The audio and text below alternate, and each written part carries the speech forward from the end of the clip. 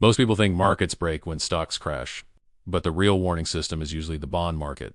Because bonds don't just reflect sentiment, they set the cost of money. And when the cost of money moves fast, it hits everything. That's why this briefing is simple. The danger isn't yields are high. The danger is yields move fast. Because fast moves in yields are a shock to the entire system. They reprice mortgages. They reprice corporate debt. They reprice government borrowing. They reprice credit cards and auto loans. And they reprice risk across global markets. So when yields spike, it's not just a chart, it's a tightening event.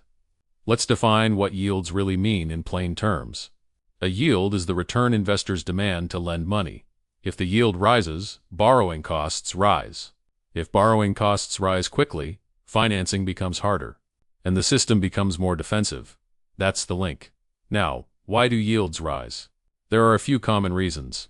Inflation expectations rise, central banks stay tight, governments borrow more, investors demand more compensation for risk, or global capital shifts toward safety. But for markets, the reason matters less than the speed, because speed is what breaks planning. A slow rise gives households and businesses time to adjust. A fast rise forces immediate repricing, and immediate repricing is where things crack. Now, where does that crack show up first? Usually in housing. Because housing is extremely rate sensitive, mortgages translate yields into monthly payments. So when yields rise, mortgage rates rise. When mortgage rates rise, affordability drops. And when affordability drops, demand slows. But it's not just housing sales. It's construction, renovations, home equity borrowing, consumer spending tied to housing confidence. Housing is a transmission channel. So when yields spike, housing is often the first pressure point. The second place it shows up is corporate refinancing. Many companies are carrying debt from the low-rate era, and that debt matures. When it matures, it must be rolled. If yields are higher, the new debt is more expensive. So interest expense rises. Margins get squeezed, and companies cut costs. That's why yield spikes can lead to hiring freezes and layoffs even before demand collapses, because financing costs rise first. Then behavior changes. Then the economy slows. The third place it shows up is banks and credit. Banks hold bonds. They also rely on stable funding conditions. When yields spike, bond prices fall. That can weaken balance sheets and increase caution. Even if the banking system remains stable, banks can tighten lending. And tighter lending is how yield spikes spread into the real economy. Now there's one more layer that matters in a yield shock environment: the government. When yields rise, governments face higher interest costs over time. That doesn't crash the system overnight, but it changes policy flexibility. Higher debt service costs can reduce room for stimulus and investment.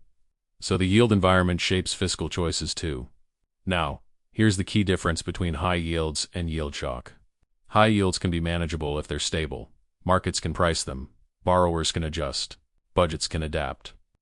But yield shock is when yields move fast enough that the system cannot reprice smoothly. It forces sudden adjustments, it increases volatility, it triggers risk-off behavior, and it can cause liquidity to dry up. So what should you watch if you want early warning? 3 signals. First, the pace of yield moves. If yields jump sharply over days or weeks, risk rises. Second, credit spreads. If spreads widen, it means investors are demanding more compensation for corporate risk. That's a sign that credit conditions are tightening.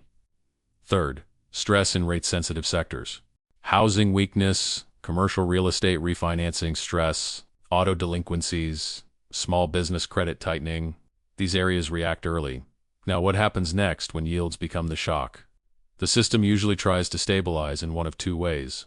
Either growth slows enough to cool inflation expectations and yields ease, or policymakers step in to prevent instability through messaging, liquidity tools, or slower tightening. But the market doesn't wait for policy.